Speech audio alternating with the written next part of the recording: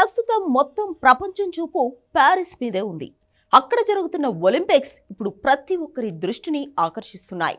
కానీ ఇలాంటి ఒలింపిక్స్ ప్రారంభ వేడుకలు మాత్రం గతంలో ఎప్పుడూ లేనంత దరిద్రంగా నిర్వహించారని ఒలింపిక్స్ లవర్స్ మండిపడుతున్నారు.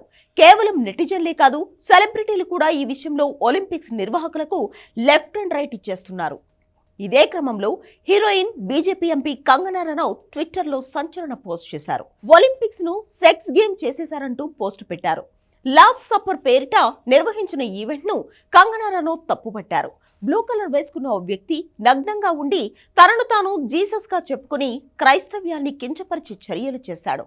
క్రీస్తు ధరించే కిరీటాన్ని ఓ మహిళ పెట్టుకోవడం, ఆమె చుట్టూ ట్రాన్స్జెండర్లు ఉండడం కూడా ఇప్పుడు వివాదానికి కారణమైంది. దీంతో ఒలింపిక్స్ ను వామపక్షవాదులు పూర్తిగా హైజాక్ చేశారు. ఇది సిగ్గుచేటు అని లోక్సభ ఎంపీ కంగనా సీరియస్ అయ్యారు. ఈ ఈవెంట్ స్వలింగ సంపర్కంపై ఆధారపడి ఉందని కంగనా రనౌత్ అన్నారు. ఒలింపిక్స్ ప్రారంభ వేడుకల్లో ప్రతిదీ స్వలింగ సంపర్కం గురించి హైలైట్ చేసినట్టు ఉంది అనేది కంగనా చెప్తున్న పాయింట్.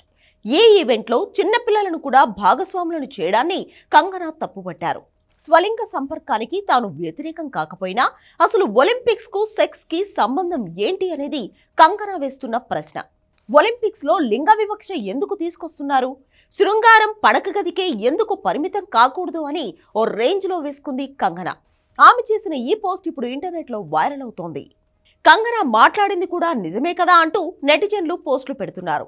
కేవలం సెలబ్రిటీలే కాదు, కామన్ పీపుల్ కూడా ఒలింపిక్స్ ప్రారంభ వేడుకలను తిట్టిన తిట్టు తిట్టకుండా తిడుతున్నారు.